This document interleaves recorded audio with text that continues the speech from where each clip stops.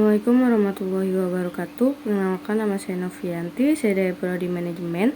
Di sini saya akan menjelaskan tentang materi tugas UAS Statistika Bisnis, yaitu tentang uang sampel. Yang pertama itu ada sampel kecil dan ciri-ciri distribusi tes student. Yang kedua, menguji rata-rata hitung populasi. Yang ketiga, menguji selisih rata-rata hitung populasi. Dan yang terakhir ada prosedur analisis varian. Kecil dan ciri-ciri distribusi tes student adalah sampel kecil dalam statistik umumnya didefinisikan sebagai sampel dengan jumlah observasi kurang dari 30 buka kurung N kurang lebih 30 tutup kurung. Ciri-ciri sampel kecil yaitu ukurannya N-30N, standar deviasi populasi atau buka kurung O titik sigmoid tutup kurung tidak diketahui. Harus diasumsikan bahwa data berasal dari populasi distribusi normal. Dan yang terakhir yaitu menggunakan distribusi tes student bukan distribusi normal atau Z untuk menguji statistik. Selanjutnya itu adalah distribusi tes student adalah distribusi probabilitas yang digunakan ketika ukuran sampel kecil dan variasi populasi tidak diketahui. Ciri-ciri distribusi tes student yaitu simetris berbentuk lonceng atau seperti bell shape tutup kurung, memiliki ekor yang lebih berat atau tebal dibandingkan distribusi normal dan rata-ratanya adalah 0. Berikut rumusnya yaitu T strip atas yaitu rata-rata ruang sampel, U atau yaitu rata-rata populasi yang diuji, S yaitu simpanan buku sampel, dan yang N yaitu jumlah sampel. Selanjutnya itu ada contoh soal. Misalkan rata-rata sampel X per bar buka kurung X tutup kurung X sama dengan 78. Rata-rata populasi yang diuji yaitu 75. Simpangan buku sampel atau S yaitu 5. Ukuran sampel N sama dengan 10. Maka T sama dengan 78 dikurang 75 per 5 garis miring akar 10 sama dengan 3 per 1,58. Hasilnya itu 1,90.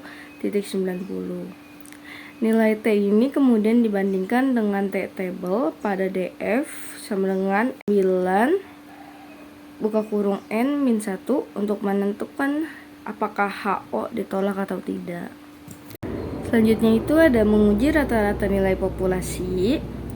Uji rata-rata populasi adalah prosedur statistik untuk menentukan apakah ada bukti yang cukup untuk menolak pertanyaan tentang rata-rata populasi. Ini melibatkan perbandingan rata-rata sampel dengan nilai rata-rata yang dihipotesikan dengan mempertimbangkan variasi dalam data.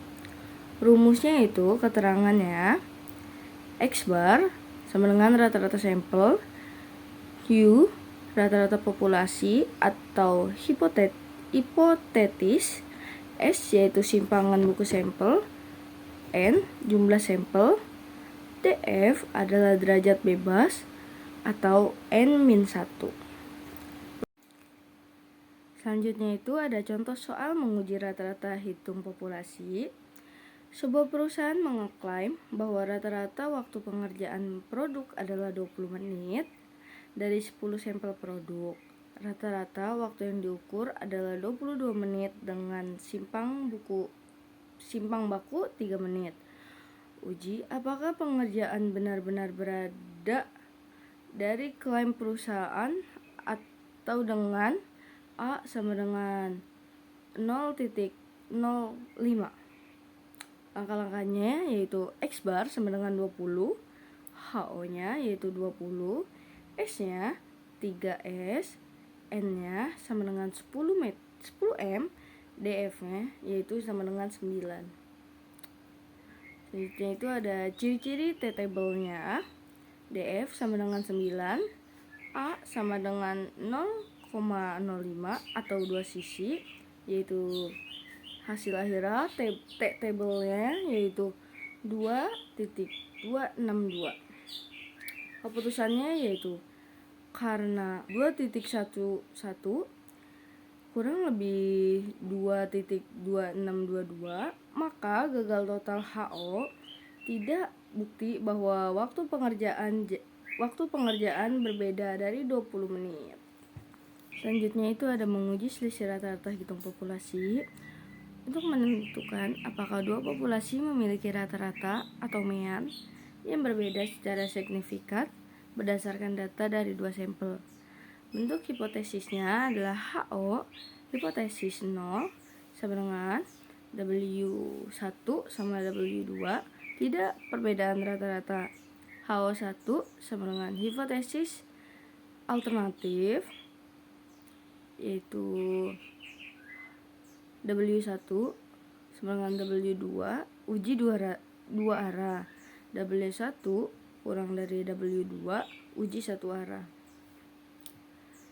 Rumusnya itu adalah menggunakan rumus T sama dengan X bar 1 dikurang X bar 2 per SP pangkat 1 per N1 plus 1 N per 2 dengan 8 pangkat 2P sama dengan buka kurung N1 min 1 tutup kurung S21 plus buka kurung N2 plus 1 tutup kurung S2 per 2 strip N1 plus N2 min 2. Jadi itu ada contoh soal menguji selisih rata-rata hitung populasi. Jurusan A X bar 1 sama dengan 3.2 S1 sama dengan 0.4 N1 sama dengan 10. Jurusan B2 X bar 2 sama dengan 2.9 S2 sama dengan 0,3 N2 sama dengan per 10. Uji apakah ada perbedaan nilai rata-rata IPK.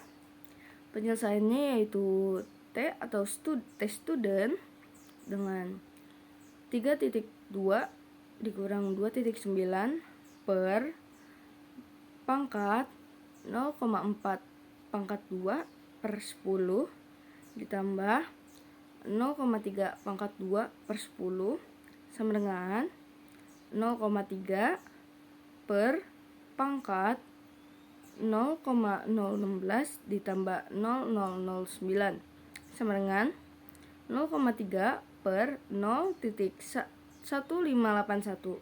Hasil akhirnya yaitu 1.90. DF-nya yaitu 18 tabel.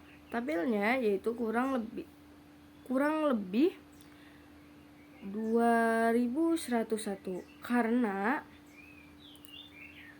1.90 per 2.101 yaitu gagal ditolak HO.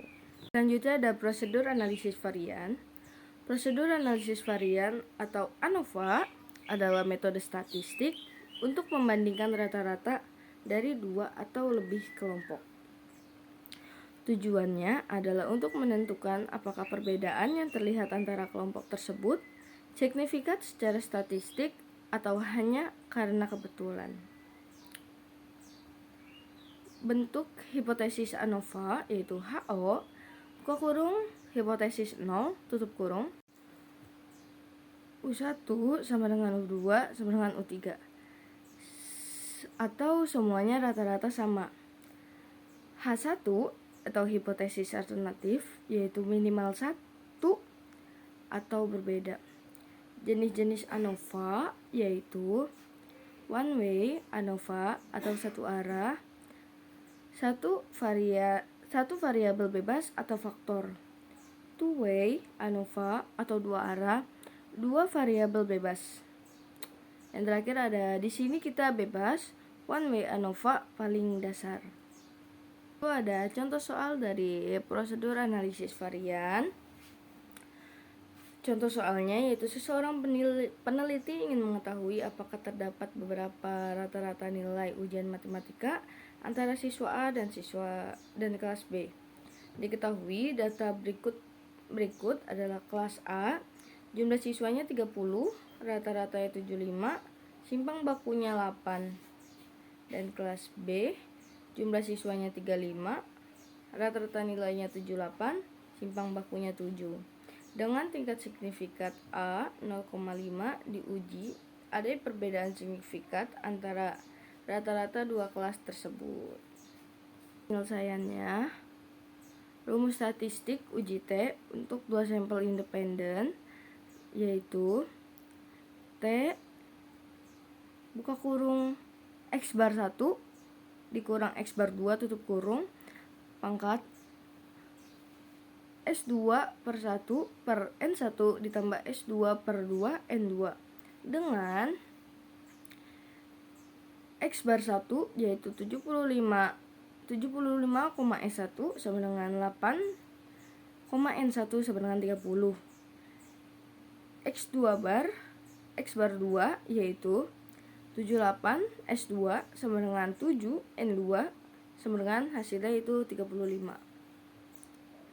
Hitung T sama dengan 75 dikurang 78 per akar 82 per 30 ditambah 72 per 35 sama dengan hasilnya yaitu min 3 sama dengan min 3 per akar 64 per 30 ditambah 39 per 35. Kita sederhanakan lagi yaitu min 3 sama min 3 per akar pangkat 2.13 ditambah 1.4 sama dengan min 3 per pangkat 3.53 sama dengan min 3 per 1.88. Hasil akhirnya yaitu 1 plus 60.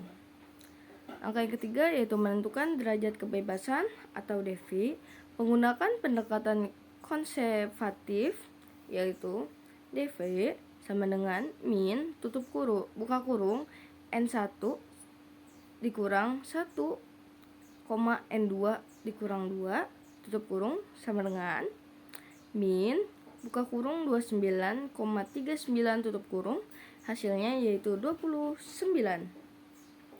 Selanjutnya itu ada menentukan krisis T dua sisi atau A yaitu sama dengan 0,05 div sama dengan 29.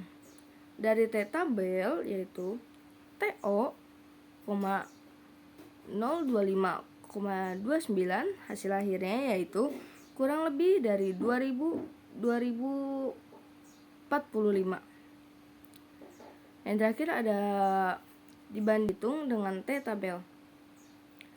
T sama dengan minus 1.60 kurang dari minus 2.045 dan hasil akhirnya yaitu 2.05.